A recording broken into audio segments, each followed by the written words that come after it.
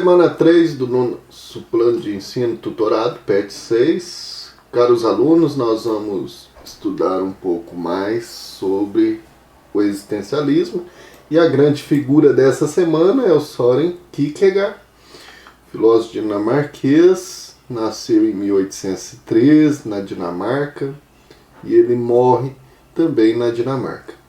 É interessante a gente perceber esses filósofos da contemporaneidade para a gente perceber essas correntes filosóficas. Ele foi existencialista, o existencialismo, que é um filósofo existencialismo?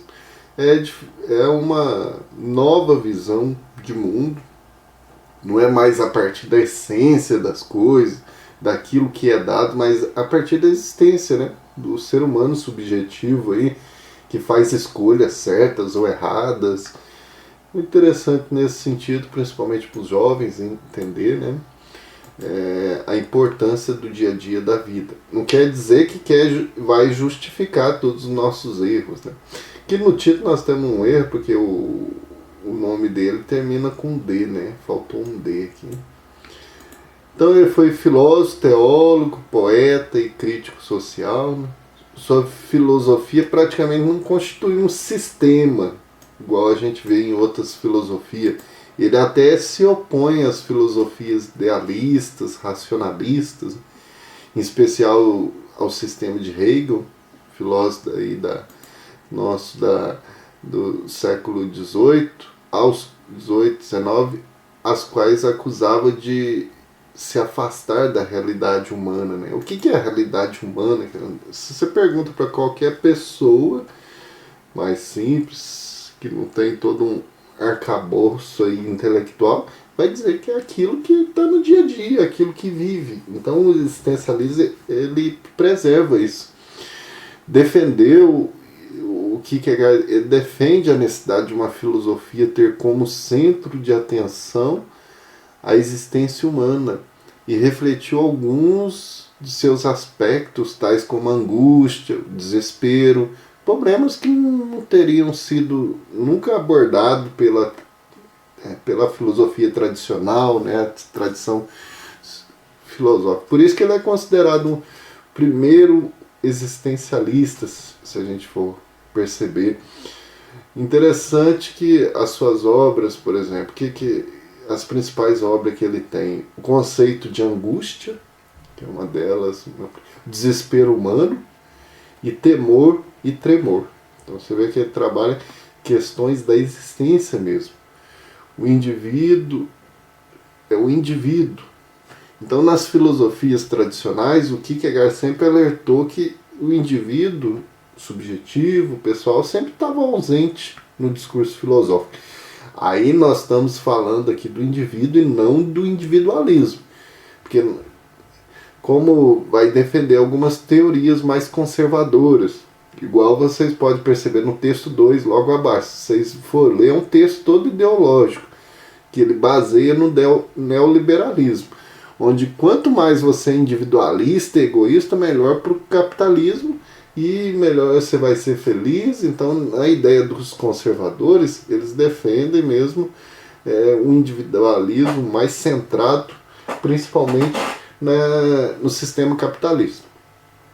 Então o Kierkegaard, com base aí nas suas teorias, então todos os outros filósofos que defendem um sistema filosófico seriam incapazes de entender a realidade humana, né, e efetiva. Tal incapacidade estaria enraizada na impossibilidade da lógica abarcar a realidade. Então essa questão de sempre falar da lógica, né?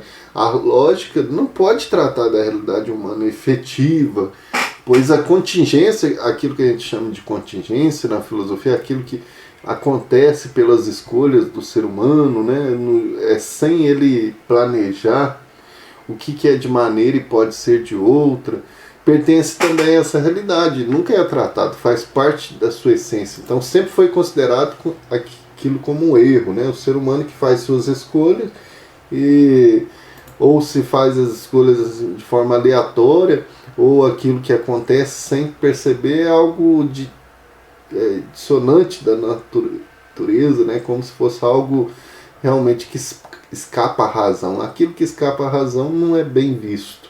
E o existencialista, ele então acredita que essa lógica que explica a realidade é uma ilusão, né? Ao filósofo aí, o Kierkegaard interessava é a realidade humana mesmo, o que seria singular. O indivíduo não poderia ser explicado, entendido por meio de conceitos que simplesmente não considerassem a existência humana, né? A filosofia não deveria ter como centro de atenção a construção de sistemas especulativos, que seria uma ilusória e mentirosa explicação do universo. Então o filósofo deveria observar a existência humana. Na existência concreta dos indivíduos, ele encontraria então a realidade do ser humano, seus desejos mais íntimos, mais simples em relação a mostrar o que é o sofrimento, né?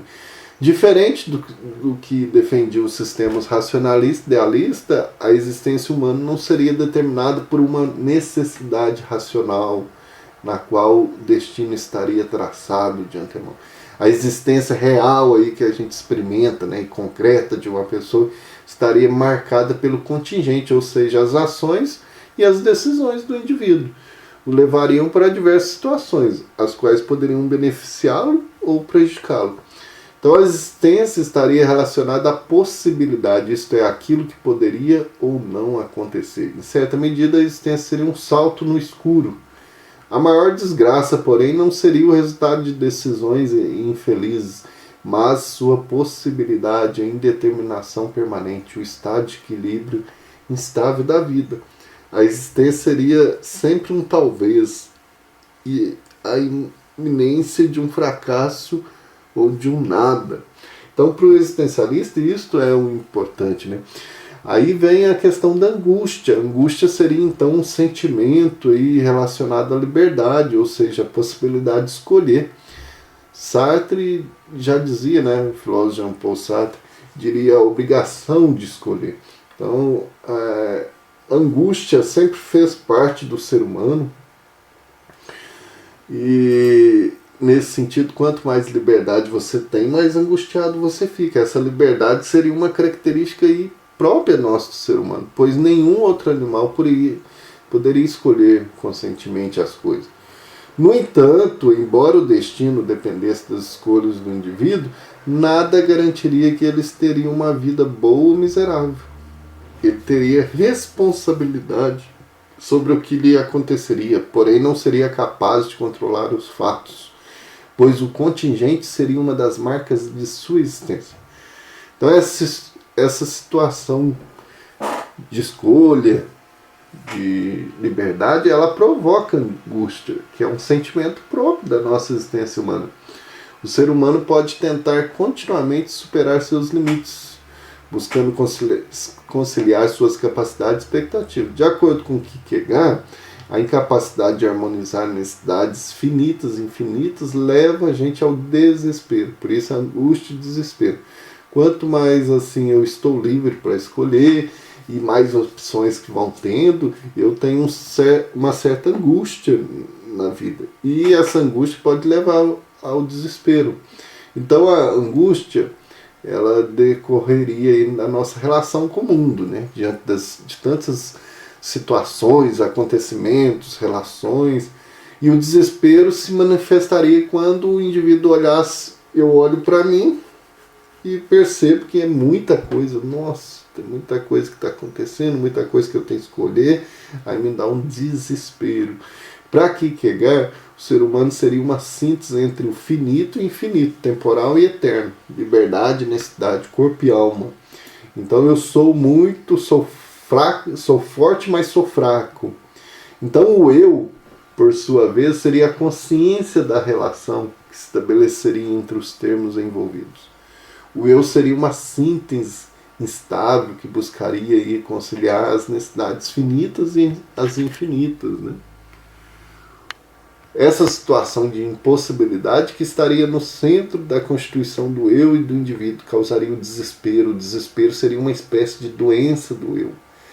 O desespero e a angústia, então, são características do ser humano. Então, isso que deveria estar sendo mais assim abordado pelos filósofos, o que Kierkegaard alerta, né? Então, como pensador religioso também, ele tem esse aspecto religioso, ele acreditava que só a fé cristã consciente, não é qualquer fé aí que a gente vê, essas igrejas caça-níquel, que fica baseado só em dinheiro, e cheio de conservadorismo, não, isso é uma fé consciente, porque ele era um estudioso, também um teólogo. Então tem que saber que tipo de fé que é esta, né? Uma fé controlada, condicionada, aí que muitas vezes a gente vê pastores religiosos fazerem isso com o povo, não. Então é essa fé que pode salvar o ser humano, né, da angústia, dos desesperos existenciais, pois pela fé o indivíduo deixaria a ilusão de ser autossuficiente, né, reconheceria sua dependência do infinito Deus. Seria o encontro do subjetivo com o absoluto, o encontro do indivíduo e Deus. Para Kierkegaard, o indivíduo assumiria uma existência autêntica, fundamentada na relação com Deus. Sem essa existência autêntica, estaria condenado à angústia e ao desespero recorrentes. Então a angústia, ela faz parte do dia a dia da nossa vida e não pode ser considerada como algo imperfeito, faz parte das escolhas, do momento do ser humano. E quando ele se depara com ele, vê toda essa situação que ele tem que enfrentar, então ele cai no desespero. E a fé consciente, uma fé embasada mesmo, mas não esses modos de viver a religião de forma ilusória, alienada, não. Uma fé consciente que ajuda o ser humano. Então é uma integração entre vida e fé, de forma individual, né? Individual que se dá depois no coletivo, não individualista também, como vai defender algumas teorias conservadoras. Então esses tipos de filosofia estão muito próximas de nós, mas a gente viu que no século XX foram muito deturpadas também, alienadas, como a gente pode ver aí no texto 2, né, um texto de uma escola aí chamada, do instituto chamado Mises, né, que baseia lá na escola austríaca, é um neoliberalismo totalmente predatório. O que é um neoliberalismo? Ele valoriza aí o sujeito, então, e o capitalismo, e nega totalmente o Estado, né? Nós temos o liberalismo, que tem os indivíduos, as classes, né? E temos aí, que já foi superado, e temos aí o neoliberalismo que busca valorizar muito o capitalismo, o individualismo, que a gente vê que na realidade brasileira é sem noção, não tem sentido nenhum. Aí tem uma corrente que talvez quem queira conhecer melhor, o keynesianismo. Isso daí é interessante porque vê o valor do Estado, o valor das nações, o valor também o individual, aquilo que não nega o capitalismo, mas é um modo mais consciente, mais racional de ver as coisas.